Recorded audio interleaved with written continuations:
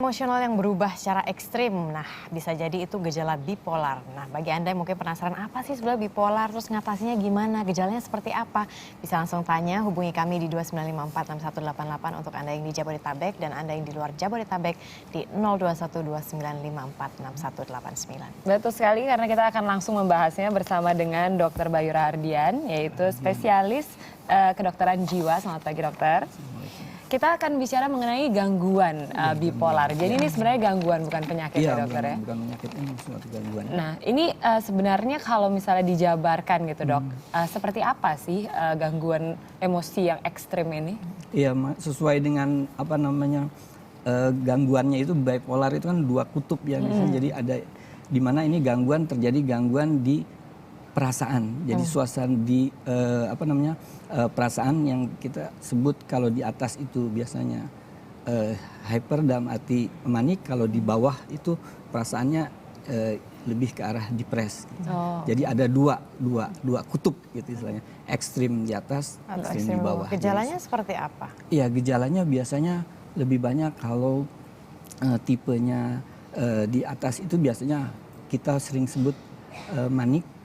Memang makanya dulu disebut bipolar itu psikomanik depresif. Jadi pas suasana manik tuh suasana di mana perasaannya tuh tinggi. Happy banget gitu. Happy banget, euforia, terus juga apa namanya bahagia, aktif, confidence. Kadang terus menerus itu bisa berlebihan dan juga itu, dokter, mempengaruhi juga di pikirannya. Kadang-kadang ide-idenya luar biasa. Terus kadang-kadang diikuti yang agak kurang baik tuh di perilakunya. Jadi tidak ada capeknya sampai mungkin seperti kurang tidur, dan itu yang cukup membahayakan juga. Makanya tadi kita melihat beberapa komedian gitu yang memang kemungkinan mengalami bipolar gitu, karena mereka memang cenderung untuk entertaining orang dan tidak ada capeknya seperti kita lihat tadi gitu. Iya, bahkan beberapa kadang seperti humoris gitu. Jadi memang ada aja yang nyambung terus gitu kalau bicara, tapi dalam kasus-kasus manik itu lebih tinggi lagi, sehingga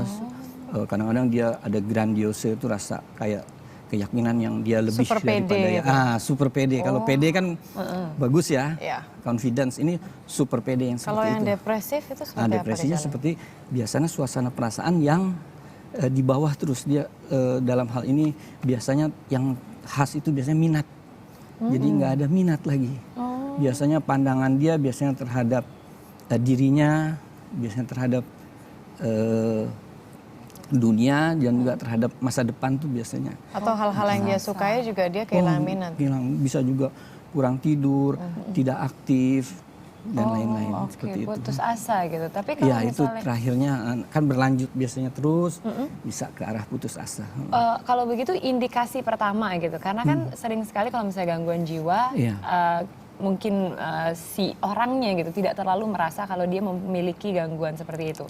Apa indikasi pertama kalau misalnya kita memang ternyata ada nih gejala menuju bipolar gitu dok?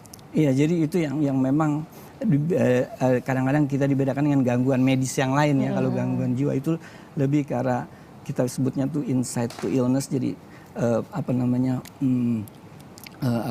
pemahaman terhadap penyakitnya tuh kurang tidak kerasa. Jadi kadang-kadang seperti tidak merasa. Nah, salah satu indikasinya itu ya biasanya nanti ada beberapa perasaan tentunya yang selalu di bawah terus. Itu dalam beberapa minggu. Jadi kalau misalnya cuma sehari 2 hari itu kan kita itu juga mood swings. Iya, mood swing itu kan istilahnya waktunya kita manusia biasa ya. Kadang-kadang ada juga kan ada kayak enggak mood lah kalau istilahnya itu bukan. Jadi suasana perasaan yang biasanya kalau depresi 2 minggu, kalau mania kurang lebih seminggu. Itu terus muncul setiap hari. Dan kalau berlebihan mania, kalau agak kurang sedikit mungkin hipomania. Sudah harus dicek begitu. Nah ini ada penelpon dokter dengan Mbak Yanti dari Malang. Halo, selamat pagi Mbak Yanti. Hai. Iya. Ya, silakan Mbak Yanti. Halo. Ini dari Yanti, Malang. Mau tanya, anak saya kena, selamat pagi dok, selamat pagi, Assalamualaikum. Iya, anak saya kena bipolar tahun 2007. 2011 sembuh, terus kerja. 2014 anfal lagi. Kenapa bisa anfal ya dok? Padahal dari 2011 itu ada obat dan suntikan yang harus dimasukkan terus. Terus sekarang anfal. Nah sekarang ini dia anfal. Diem aja terus. Kadang nggak makan, kadang nggak tidur sampai 3 hari. Nah itu ada pemicunya. Apa obatnya sudah nggak berlaku lagi di tubuhnya? Atau saya harus bagaimana ya dok? Umurnya berapa sekarang Mbak Yanti? Umurnya sudah 25 tahun. Oh, Oke, 25. Untung aja waktu sembuh ini antara 21 sampai 2014 dia sudah lulus sarjana dari Erlangga Fakultas Hukum, terus sekarang sudah bekerja jadi PNS. Berarti waktu kena bipolar itu mungkin waktu remaja ya Mbak Yanti? Dalam waktu dia nuntut ilmu di Erlangga Surabaya, terus dia anfal, terus dia nggak masuk, nggak teruskan kuliahnya, terus dia sembuh 2011 dia teruskan kuliahnya, ambil sarjana, jadi PNS. Nah sekarang ini dia anfal. Baik, yang Ibu Yanti tanyakan adalah bagaimana treatment selanjutnya ya? Iya, ada pemicunya, apa obatnya harus ganti, apa saya harus ganti dokter, apa bagaimana saya ini. Baik, terima kasih banyak Ibu Yanti. Matur nuwun, ya saya tunggu. Ya terima kasih Bu Yanti. Jadi memang sementara memang yang di kasus seperti ini yang kita sebut relapse. Jadi memang intervensi kita itu biasanya baik dari pemberian psikofarmaka yang kita sebut obat-obatan. Dalam hal ini mungkin beberapa obat-obatan memang ada yang untuk menstabilkan mood.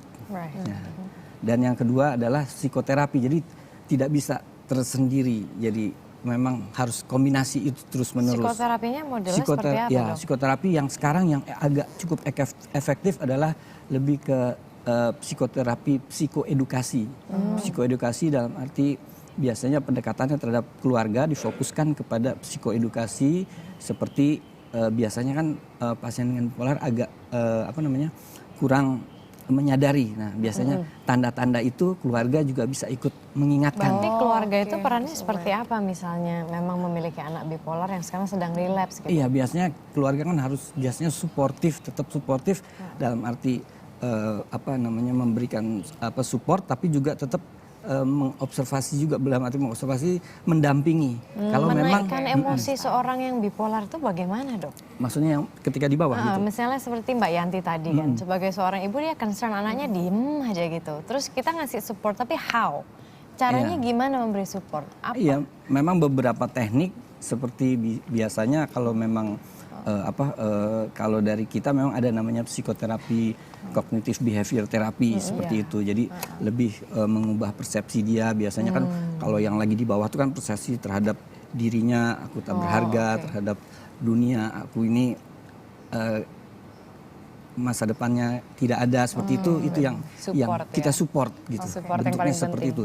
Tapi untuk kasus ini biasanya memang tetap kadang-kadang kalau di gangguan kami itu ada namanya stresor. Jadi ada pemicu-pemicu yang seperti itu. Nah, itu pemicu-pemicu itu memang kan kita tidak bisa hindari ya. Nah, itu biasanya kita dampingi. Nah, mungkin pemicunya apa? Mungkin kalau bisa dikurangi dia punya pemicu-pemicu itu mungkin bisa lebih ini. Jadi memang lebih banyak ke pendampingan sebenarnya. Oke. Dan selanjutnya kita juga masih ada yang mau berkonsultasi. Ada Tia di Jakarta. Selamat pagi Tia. Selamat pagi. Selamat pagi, mau tanya apa? Pagi dok. Pagi, saya Tia. punya saudara, usianya udah 58 tahun.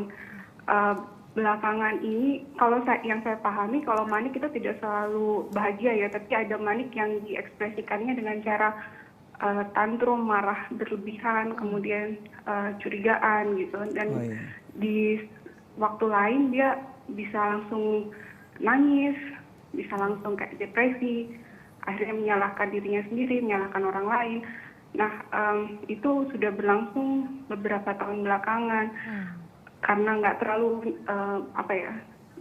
nyadar gitu informasi soal bipolar ini, baru nyadar sekarang kok kayaknya makin lama makin tidak terkendali gitu. Sementara keluarganya bingung bagaimana caranya untuk mengajak saudara saya ini supaya ke dokter gitu untuk konsultasi lah gitu. dan keluarganya juga, soalnya orang ini udah nggak percaya sama orang lain gitu, jadi akhirnya jalan keluarnya mereka biarkan aja gitu, karena kalau ngomong apapun akhirnya jadi merasa benar sendiri. Itu solusinya seperti apa ya, Dok? Oke, baik. Terima kasih Mbak. Silakan dokter. Ya, terima kasih Mbak Tia. Jadi memang ini 58 tahun ya. Biasanya kita juga kalau onsetnya dalam beberapa tahun ini, kita juga jangan lupa kadang-kadang perkembangan daripada usia, tapi biasanya sih di atas 60 itu lebih ke arah gangguan daripada semacam demensia dan seperti itu. Tapi pada kasus ini ada kemungkinan kita harus menilai dulu apa memang ini bipolar murni atau gangguan jiwa yang lainnya. Memang kalau bipolar, kalau tidak terkendali itu bisa saat-saat tertentu dia yang kita sebut namanya gangguan jiwa berat atau psikotik episodenya. Di mana penilaian dia terhadap realitas, kita sebutnya reality testing ability itu terganggu. Contoh misalnya ada halusinasi, seperti dia dengar-dengar, terus ada yang dia bilang mungkin irritable, tapi yang luar biasa sehingga dia curiga. Kalau bahasa teman-teman mungkin parno, tapi yang kelas berat seperti itu, memang gelisah. Kadang-kadang intervensi itu memang harus bersama-sama gitu loh. Tapi ada baiknya dibawa dulu ke psikiater, memang di assess, dinilai dulu, memang benar ini suatu murni. Iya, jadi macam-macam kita biasanya observasi, interview, baru kita assessment. Jadi interview yang utama, tapi beberapa tes juga tetap bisa kita laksanakan gitu. Dan untuk membawanya ke dokter gitu ya, Dok. Karena kan kita tahu kalau yang menderita gangguan bipolar itu cenderung untuk tersinggung. Untuk mengajak mereka tanpa membuat mereka tersinggung, ada nggak sih, Dok, mungkin tipsnya? Iya, tipsnya kita biasanya dari pengalaman, kita usahakan tetap dari keluarga dan terdekat dulu. Menghimbau atau mengajak seperti itu ya. Sambil mungkin bisa juga konsultasi dulu, mungkin keluarga ke dokter ahli atau yang dokter umum juga mungkin juga kadang-kadang bisa juga. Sehingga kadang ada beberapa kasus kalau memang tidak bisa juga, biasanya kita memberikan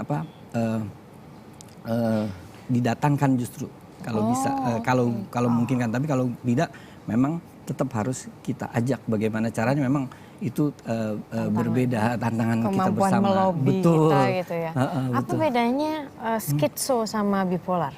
Iya, jadi kalau di kita tuh kan kalau jiwa itu kan ada pikiran, perasaan dan perbuatan. Jadi afeksi, behavior sama thinking. Kalau di di skizofrenia itu thinkingnya yang terbelah. Jadi lebih ke proses pikirnya. Kalau bipolar itu lebih ke perasaannya gitu.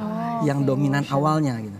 Tapi betul seperti yang tadi, yang kasus yang Mbak Tia itu pada akhirnya munculnya bisa seperti hampir sama gitu lah antara dia dan tapi itu biasanya bipolar dengan gejala psikotik gitu, seperti itu. Oke, terima kasih banyak Dokter Bayu. Ini semoga juga bisa memberikan tips ya, baik kita ataupun orang terdekat, bagaimana menyikapi jika memang ada keluarga terdekat yang menderita atau sebenarnya bukan menderita juga ya, mengalami gangguan ini. Ya bisa dites juga ya Shana sekarang ya. Kita biasa kalau misalnya cek, biasa cek fisik aja, tapi ternyata kita lupa cek mentalnya seperti apa, kesehatannya. There you go. Nah, berikut